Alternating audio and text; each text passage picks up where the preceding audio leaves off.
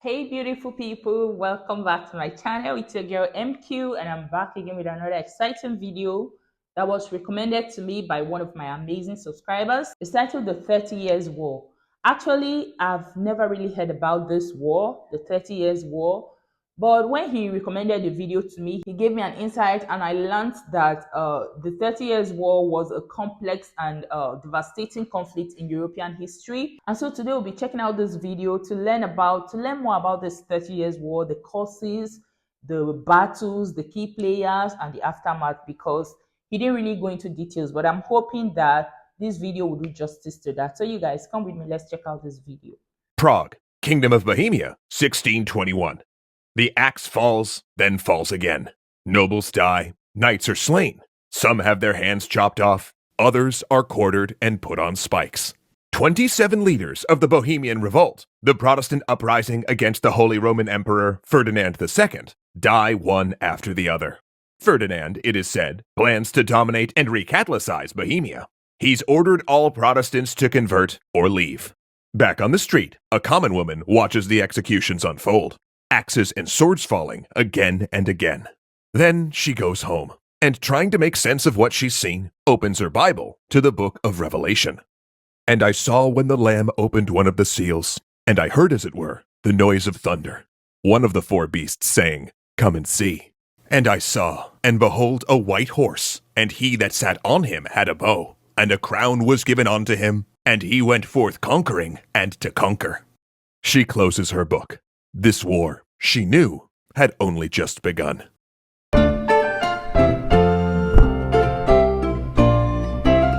Wow. The human cost of war is always staggering. Like, it's so heartbreaking to imagine the lives that were lost and even displaced during this period. I can't imagine it. I just can't imagine. Thanks so much to HelloFresh for bringing this episode to the table. The 30 Years' War was one of the most destructive periods in all of European history. 3 decades of bloodletting, massacre, and death that would not be surpassed in body count until the trenches of World War I. And that's an incredible concept, considering that the armies that went to war between 1618 and 1648 had none of the mechanized instruments of slaughter available in the 20th century. This was a war of pike and shot, where men went to battle hefting bladed weapons, or muskets so heavy that they required a forked stand to rest them on. Yet even with just these crude implements, up to 8 million people lost their lives. The death toll, however, did not fall equally in all places.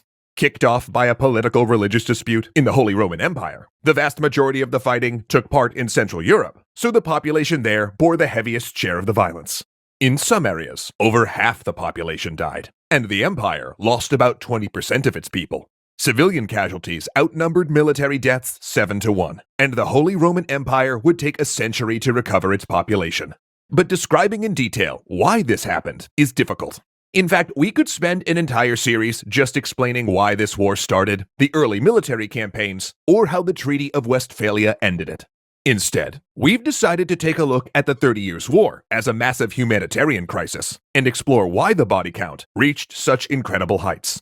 We'll look at factors like military violence and battles, but also starvation, poor harvests, weather conditions, and outbreaks of epidemic disease. And as a frame for all of this, we'll be using a device that many people in the worst affected lands turned to: apocalyptism. The 4 horsemen from the King James Bible, unleashed to scour a quarter of the earth, are an ideal way to divide the period's many dangers: conquest, war, famine, and death. And today, we'll be looking at the first: conquest. When Martin Luther nailed his 95 Theses to a church door in 1517, he not only sparked a religious reformation, he plunged Europe into what would become decades of religious war. Political units across the continent, from kingdoms like England and Bohemia down to levels of individual towns, broke out into struggles over both church doctrine and political power. And nowhere is this more true than the lands of the Holy Roman Empire, which quickly became a patchwork of majority Catholic and majority Lutheran provinces, towns, and cities. But war is a destructive and expensive endeavor, and by 1555, pretty much everyone was sick of it. So that year, Holy Roman Emperor Charles V, part of the Habsburg family that had a lock on the position of emperor, signed a treaty with a League of Lutheran princes in Augsburg, Germany. The Peace of Augsburg had a single idea at its heart, expressed by the phrase, Whose realm, his religion. Meaning, essentially, the prince of a realm, whatever its size, could decide whether to be Catholic or Lutheran and enforce that religious conformity on his territory. Those that did not wish to convert would then move to an area whose prince practiced their chosen faith. And for a while, the Peace of Augsburg worked pretty well. The key words, of course, being for a while. See, the Holy Roman Empire was a patchwork anyway, comprised of not big provinces, but estates. Some only a few square miles, and not even continuous, where the head authority was a prince, though in reality, these princes could be lords, counts, bishops, knights, abbots, or even a representative of a free city. Each of these had a vote at the imperial diet and was semi-autonomous. Then the emperors were elected by 7 elector princes, and as a result, had very little direct control over lands in the empire unless their family personally governed them. So, whose realm, his religion, was a fitting solution for this decentralized empire. And on a day-to-day basis, German Lutherans and Catholics became pretty used to each other. In fact, evidence indicates up to 20% of marriages crossed that theological division. Things were stable. Not without tension or danger, but people were able to navigate the chasm in their daily lives. But the Peace of Augsburg did leave out a Protestant group that even the Lutherans considered heretics: Calvinists, who, among other theological differences with Lutherans, argued that Jesus was only spiritually present in the bread and wine served during communion. Because Calvinists were not included in the Peace of Augsburg, they had no religious protections, even when under a Lutheran ruler, meaning their safety hinged on whoever was in charge and how lenient they were, which is how things kicked off in Bohemia in 1618. For nearly a decade, the Holy Roman Emperors had expanded Protestant rights in Bohemia. This included a pragmatic decree called the Letter of Majesty, granting religious freedom to the Bohemian estates and letting Bohemians develop what amounted to a state church. But in 1617, Holy Roman Emperor Matthias was sickly and childless, wanting to solve his succession issue before he passed on. So, he got the Bohemian estates, which voted on their kings, to elect his cousin Ferdinand II as the next king of Bohemia after he died. Which was a problem, since it was well known that Ferdinand was a hardline Catholic who wanted to eradicate Protestantism within the empire. And once Ferdinand had gotten enough Lutheran princes on his side to win, the Calvinists were terrified. After all, Emperor Matthias was sick, and when he died, Ferdinand would not only become the King of Bohemia, he would also almost certainly be elected as Holy Roman Emperor. He'd lead the whole empire and also govern Bohemia directly. And that's when it all went out the window. Literally.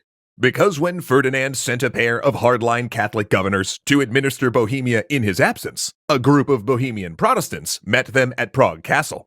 After the pair read aloud a threatening letter from Ferdinand, the assembled Protestant nobles responded by throwing the pair out the window. Now, what happened next depends on who you believe.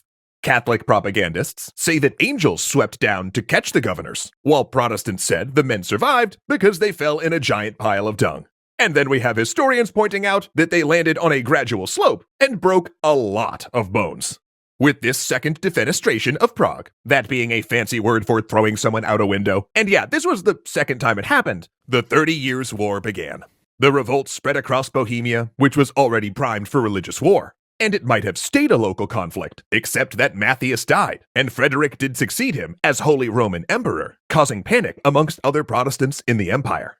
Then, sides formed. Austrian Protestants joined the rising, as did some in Germany. Bohemia attempted to join the Protestant Union, a group of Protestant estates in the empire that formed as a sort of mutual defense pact, and invited the Calvinist elector prince, Frederick V, to be king of Bohemia. Ferdinand, by turn, called in military aid from his cousin Philip II, the King of Spain, forming the Catholic League. This Catholic League marched on Austria, one of their armies headed by the Count of Tilly, a brilliant but ruthless commander. Then, on November 8, 1620, 27,000 Catholic troops stood outside Prague, the only thing in their way being 15,000 Bohemians on a low rise called White Mountain. The Bohemians crumpled, a flank attack sending their first units into retreat. Many rebels, seeing their fellows running, joined the rout without firing a shot. Then the imperial cavalry surrounded and massacred them. 4,000 dead in an hour. Ferdinand had entered Prague as a conqueror, and the Habsburgs would personally govern Bohemia for the next 300 years. A few months later, the axes raised and fell on the rebel leaders. Frederick V went into exile, and the man who welcomed him to Prague had his tongue nailed to the city gate. But Ferdinand had pushed too far, and this would not stay a small regional conflict. For the second horseman was on his way to take peace from the earth. War. What? The scale of destruction during the 30 Years' War was massive.